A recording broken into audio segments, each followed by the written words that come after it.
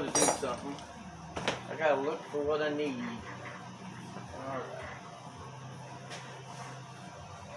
We got the wastegate issue figured out. What I'm going to do is hang them upside down, and we're going to just bring the screamer pipe out right behind the bumper on the front fender on either side.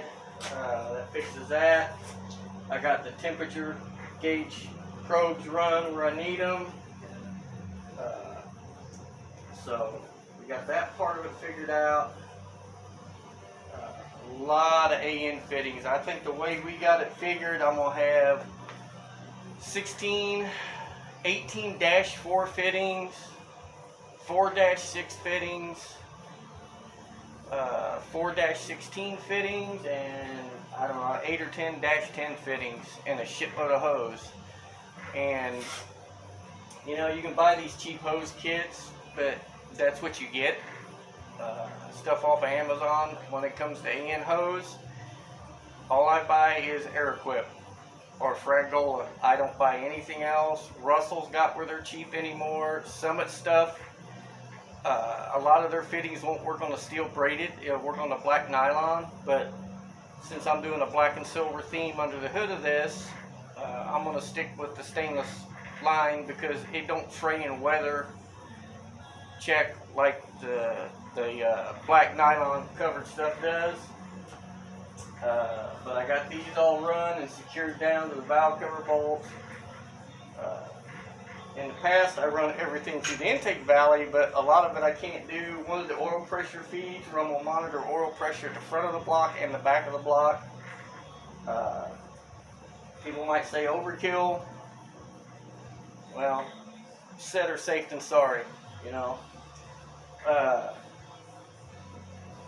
It's about 80 today.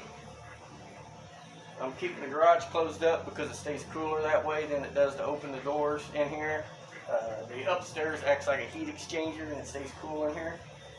I did take some Windex on an old bath towel and kind of wipe the old grill off, get some of the dust off of it. I got tired of looking at it.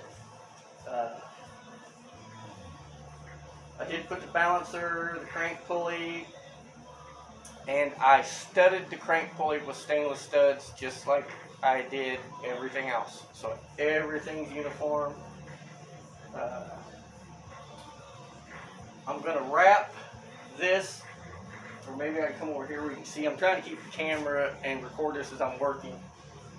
I'm going to wrap this right here, all the way down around the elbow, around the collar of the exit for the wastegate, and then make sure we're still recording.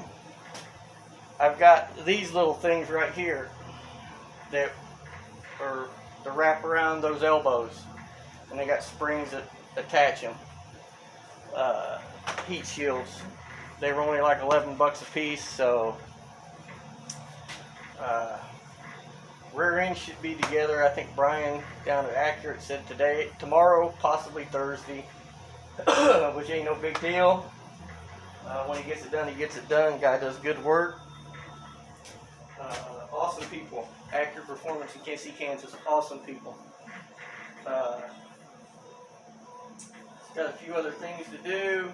And when I did the gates this way, it lets me get to all the fittings.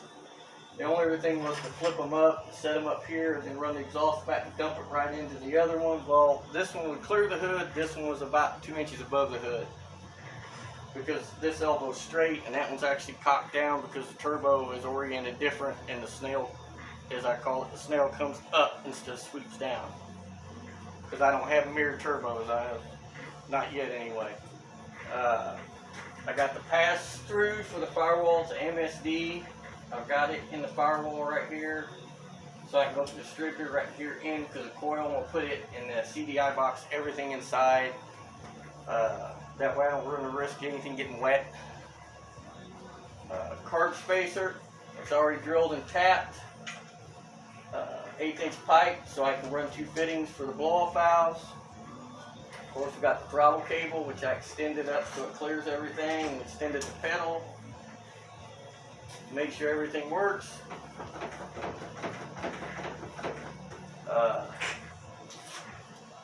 Just trying to keep busy, you know, just trying to keep busy.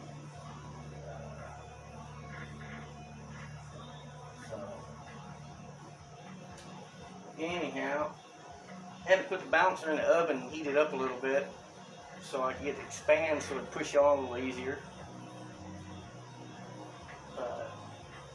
We're slowly coming together. See where I'm gonna figure out where I'm gonna put this catch can. And I'm using my phone, guys. I've got to actually help with a pair of needle nose vice grips in the top of my floor jack.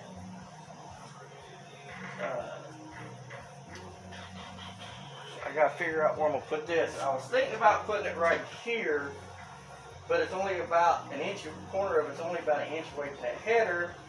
But then I got exhaust and coming back and trying to get around it. So I think what we're gonna do is, you know, there's nowhere to put it right here because of the air filter. Alternator sits right here. So it's probably going to end up back here on the firewall. I'm just, as long as it's below this little balance panel, that way I know the hood will clear. I think that's where we're going to mount it at, it's right here. That way it's kind of out of the way of the exhaust, and the exhaust will all be wrapped as well. So with that being said, I know where I'm going to put it at. I'll probably just shoot some self-tappers in it and call it good. I'm not going to bolt it through the firewall, so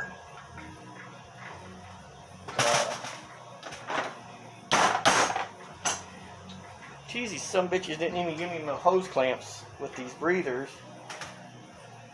And they're a little bit, yeah, that's the Mr. Gasket breather. I've never seen a Mr. Gasket, but it's embossed on it under the protective tape, but I've never seen one white. Made in China shit. But I'll give them credit. The can itself, the way it's made, it's heavy, it's got a good drain in it.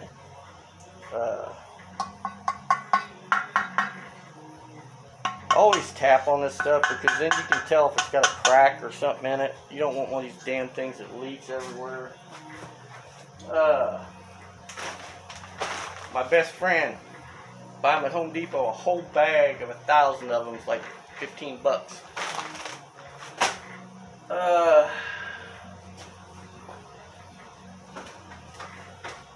And I bought like 100 of these things too the other day, 4-inch cut-off wheels. 25 pack, or no, 50 pack of them was like $16.99, $17.99. It was less than 20 bucks, and actually worked good. I've used the shit out of one, and it's lasted and lasted. So maybe they'll be a pretty decent thing. Dehumidifier's running.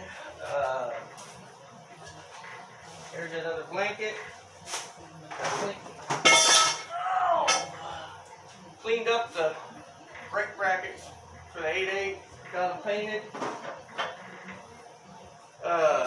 Just about all the wiring's done. Everything's pigtailed out. So I got everything marked where it's going to go. So, a lot of pain in the ass. So, I've got to change the pressure fittings for the turbos because these are drilled out to like a 3/16 hole. Because everybody told me in the beginning to drill them out, get as much. This engine's got a high volume, high pressure Melodyne pump in it. And yes, the bearings have all been set for a high pressure pump. It's got king coated bearings in the whole motor. I can't remember what push rods we put in it. I know they're 3/8, and they were like $140 for 8 of them. Intake, $140 for, I don't know where he got them, but he knows. He's got good shit in it. I think the only weak spot on this, and I wish I'd have done it, I put a good head gasket in it, but I could have put a better head gasket in it. These are rated for, I think it said 15 pounds, which that's all the turbos will make anyway, a piece. they max out 15. I'm only going to be running 8 to 10. And those springs I looked up for tiles are 4.6 pounds. So we're going to just probably run gate pressure and see how it does. I did buy me 2 of these little Grim Speed manual boost controllers. Like I said, if I can't use them, for some reason I don't use them, I'm going to send them up there to Justin at Skull Garage. I'm just going to drop them in the mail and send them to him. Maybe him or Colton can use them. I got another big box of stuff I'm getting ready to send to them guys too. I got a whole bunch of parts used. None of it's bad. It's just stuff I'll never get to, and I might as well pass it forward. I got a set of stainless pipes like mufflers down there. I got some MSD stuff. Carb throttle bracket.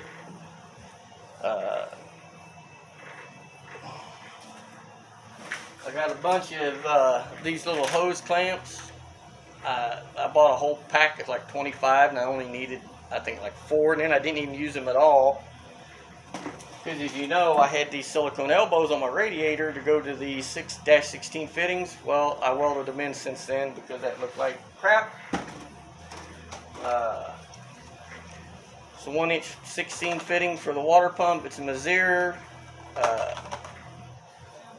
But I think I'm going to run a Proform pump. I've always had good luck with them. I've used them twice. I've never had issues with their pumps. Save a little money. I got a whole bunch of studs I bought for the exhaust. They were way too long. So I've got a whole bunch of crap I'm going to send to them that I can't use. If they can use it, fine. If they can't, then pay it forward to somebody else. So let me see, and notice HEI is not staying in there. I put that in there so I could drive the oil pump when I pumped the motor over. I didn't want it not getting any oil, even just bumping it over when I was trying to get the starter clearance set. Thumbs up to Power Master. That's a badass starter for just over $100.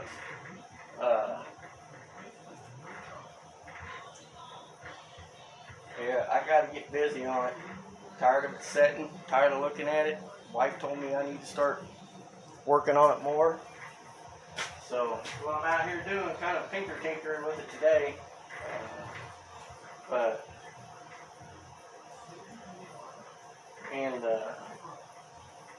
Somebody can tell me if I'm wrong or not on this. The engine's setting at a 3-degree angle down. That's where it measures the back of the transmission. So, I'm thinking pitch the rear end down 1 degree, maybe 2 tops. I might pitch it down 2 and see where it's at, drive it just normal, not hammer on it or anything, but drive it normal around, and if everything's good and there's no vibration, then I can weld the perches up for good. But I've still got to get U-bolts yet. I've got to find me some U-bolts.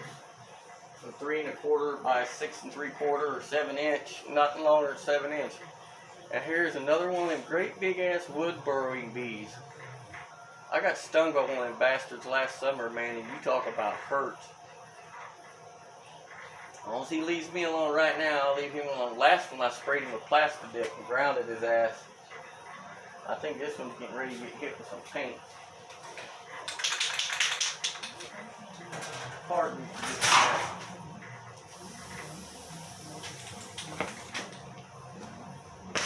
Got him. His ass is Chevy orange now. Well, I've got to go up to the house because I've got what I need is up there in my little carry-all. Because I was working on something in the house, and I think I carried every pair of side cutters I had up there. I had to put a breaker box in a while back. And yes, these are manual capillary tubes. I don't like electric gauges. I had them, I'm going to use them. All the gauges in this are Quick-Car. I've had good luck with Quick-Car stuff. It don't cost you out the ass. They're nice gauges. They're easy to read. They're accurate. A lot of circle track guys use their stuff. Or Long Acres, another one. But Long Acres kind of got pricey anymore. But I got some dash 4 fittings to go in the pressure ports on the wastegates. I talked to BS Racing and he told me what to use, so I can just run a dash 4 hard line for a reference line, and it's only going to be like 4 inches long, literally about 4 inches long. Because I come right at the exit of the boost port coming out of the turbo, and that's where I drilled and tapped them for 1/4 inch pipe to put a fitting in there. So this fitting is not going in there, so that can come out. Another fitting I bought, 2 of them, don't need them. Man, this first big block I've ever owned that's had an 8-inch balancer on it, and that damn thing looks huge down there. It's the Pro Street brand, but it's the SFI approved 1-piece balancer. It's not the one with the elastomer in the middle. It's, I think, the Pro Stock one or whatever, but yeah. Everything I put in this time's SFI approved. So, got thermostat. I can get, which I'm not going to put in because I'm going to fill the block up here before I do that.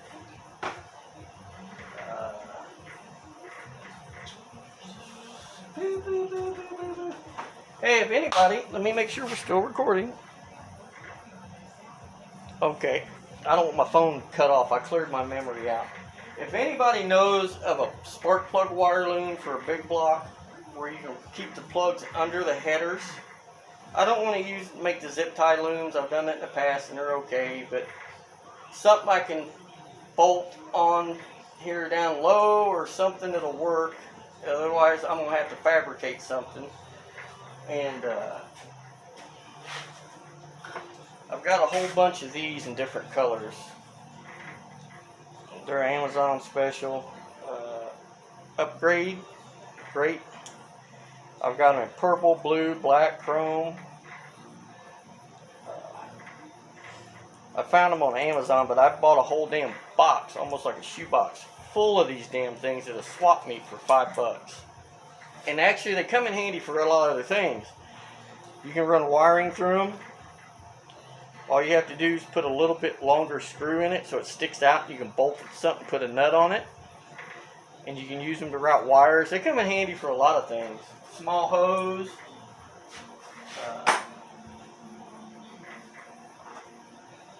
I've got some bigger ones that I've had. They're the chrome silver ones because you can't see under the truck, but I actually put them on the frame to run the battery cable through, the 2 outer ones. They work pretty cool. I like everything to look neat. You know, if you're going to take the time to do it right. And route your wires and so forth as neat as you can run them. Sometimes you can't. I got the gauges pulled out of here. One of them is going to be a fuel pressure gauge. I've got a liquid filled Marshall gauge I'm going to put back at the pump by the cell. And then the other one over here, I don't know what I'm going to put in it yet. I've got a, 2 5/16 is the bigger gauges. I've got a boost gauge I could put in there, but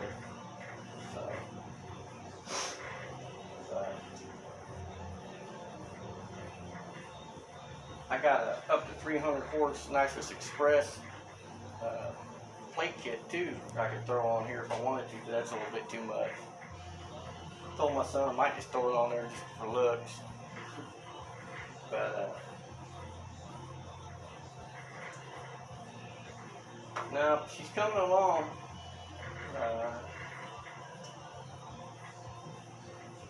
As soon as the rear end gets in, I'm gonna get old fast shafts, I guess.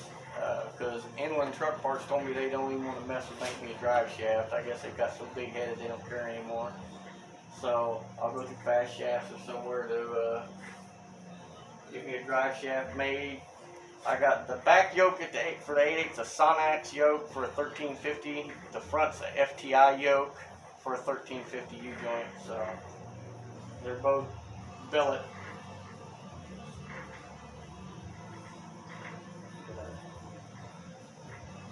Anyhow, we got it all going here. The thing about doing this is there's not a lot of room, and you might put 2 or 3 things together and have to take them back apart because they're in the way of something else. And that's another thing why it takes so long to do this. But let's see, I gotta figure this out too. Right here, I got this little cheesy strut. I got a whole bunch of them. Got little blue billets, anodized sleeves over them. I guess that would work. Kind of cheesy, but I guess it would hold it. I'd really like to put something under the bottom of that to protect it, but I've already got it riveted to the firewall. I don't want to drill it out and redo it because I don't have any more than rivets, and I hate having to go buy shit again or wait on it to get here. We got the proportioning valve moved and the lines rerouted. I did that. But I've got to, I think I'm going to put something in there. Maybe take a piece of aluminum and form it, bend it up, and rivet it through here under the bottom of it. I can at least get in there and do that with it on there like it is. Oh. Every car guy needs tons of this shit. Zip ties. Tons of it. This kind of stuff, nice, but it's like Chinese finger cuffs, and there's no way to stop the fray at the end unless you can get a piece of heat shrink on it. So, kind of sucks.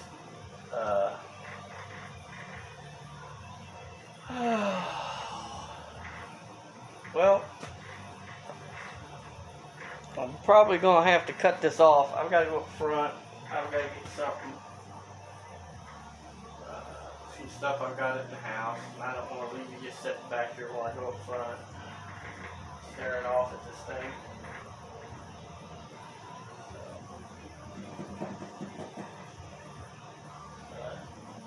Did I bring my alternator out here? Is it out here somewhere? No, I haven't brought it out yet. I need to bring it out and get the bracket on. I need to bring a roll of blue tape out, take the front of the head off so I can paint there's a little part of the block I missed. Clean up take a little W340 and clean the water pump surfaces so the rust will come off. Just a lot of work, man. There is a lot of work to do on this old girl. So, we're getting there. We're getting there.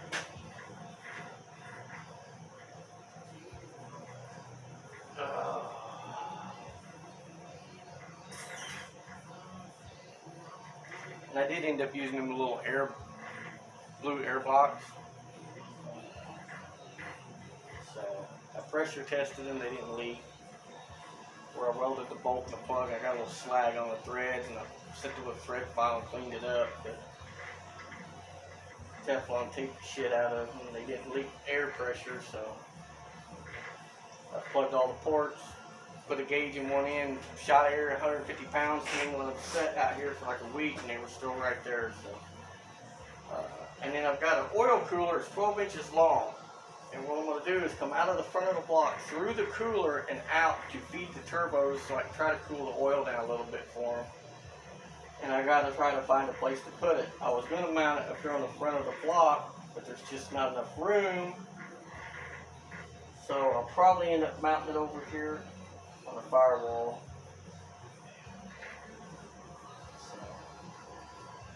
Or maybe fasten something where I can set it right up here. I don't know yet. We'll figure it out. But I gotta go up front, go up and get a couple DeWalt batteries off the charger, come back, and maybe I'll set everybody back up and we'll continue this. But for now, I'm gonna end the video. I'll start recording again when I come back out. Everybody stay safe, and I'll see you in a few. Well, to you, it'll only be a few minutes. To me, it'll probably be about 15 or 20 because I got to go in and take a leak, get something to drink, take some pills, and then I'll be back out. Bye.